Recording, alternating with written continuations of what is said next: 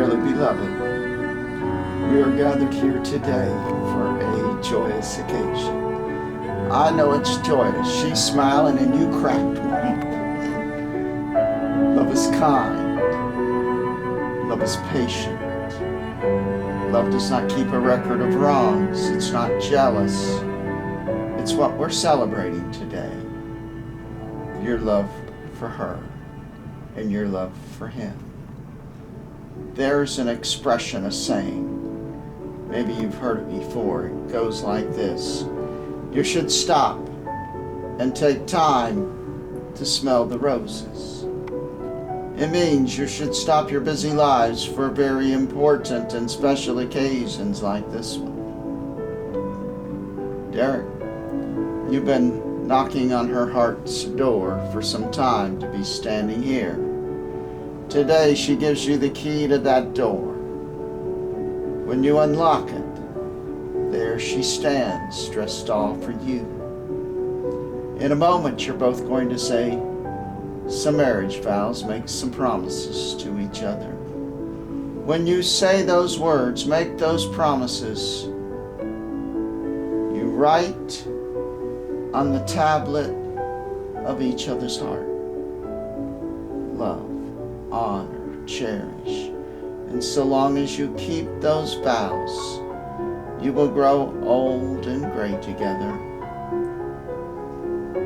And then you will take rings and bind love upon each other's fingers. And finally, you will kiss her lips, threads of scarlet, smooth like silk. And if you listen closely at that moment, you'll hear heartstrings playing a beautiful love ballad. If that's your decision today, a very serious one, to become husband and wife, turn and face each other.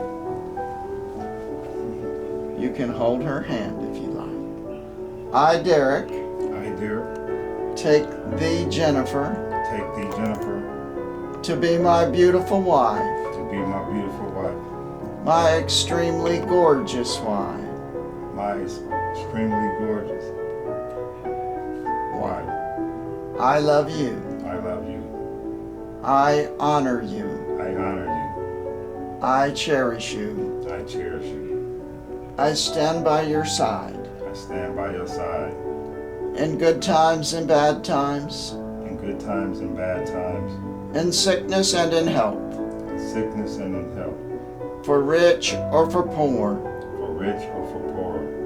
I will always be with you. I will always be with you. Forsaking all others. Forsaking all others. Until death do us apart. Until death do us part. And now the bride, I, Jennifer. I, Jennifer. Take thee, Derek. Take thee, Derek. To be my wonderful husband. To be my wonderful husband. My extremely handsome husband. My extremely handsome husband. He liked that part. I love you. I love you. I honor you. I honor you. I cherish you. I cherish you. I stand by your side. I stand by your side. In good times and bad times. In good times and bad times. Sickness and in health. Sickness and in health. For rich or for poor. For rich or for poor. I will always be with you. I will always be with you. Forsaking all others. Forsaking all others. Until death do us apart. Until death do us apart. And Derek, you have a ring for her? Yes. Would you take that ring, place it on her ring finger, and repeat. With this ring, With this ring, I thee wed. I thee wed. Take her hand and press it to your lips. And we have a ring for the groom. Yes. Place it on his ring finger. With this ring, With this ring, I thee wed. I thee wed.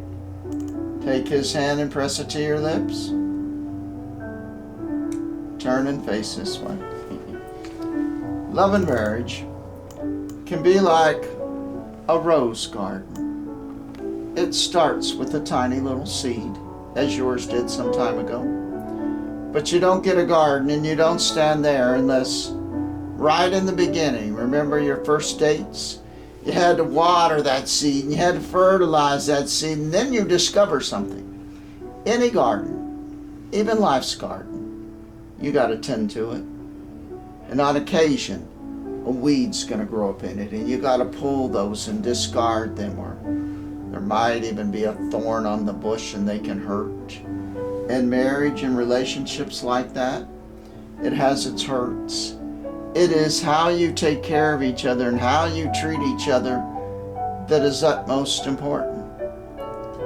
This afternoon, I'd like to open up the book of your lives for a moment. I want to turn back some chapters and read from its pages. Now, this story is your love story, your rose garden. It is planted in a valley. The valley is called life. Some of life we all walk down what I like to call the dry and thirsty land. You found yourself in that desert just before your first date. You were looking for someone special. You saw it off in the distance and you made your way down life's path, and you came to one of life's oases. You were standing beside the still waters of life. And everything changed that fast. You met, you went on those dates, you fell in love, and you ended up here today, and that desert is behind you. You look upon the hillsides now, it is all green pastures. The mountains in the distance snow-capped, and you can see their majesty in the reflection of those still waters. The mighty oak tree's been standing on the hillside watching you two all this time, and he's clapping his hands in your honor, giving you a standing ovation. And the hills and mountains, they're all singing with joy. But Jennifer, I want you to see something. What Derek saw when he wanted that very first date. You got to go clear across the valley now. There's this little hillside with a bubbling brook running down the middle of it. And that's where you will discover an apple orchard. And there she was, Derek, the apple of your eye. And she's standing right beside you today. But in the final analysis of everything I've said, it's not the pretty words that was important here. What was this. It is how you take care of each other and how you treat each other if you want that long and happy marriage forever. Determine that in your hearts today, and you both will remember this day on your very last ones. By the power vested in me, by the state of Nevada and Clark County, I have the pleasure, the privilege, and honor to pronounce you husband and wife. Derek, this is the big moment. You may kiss your beautiful wife.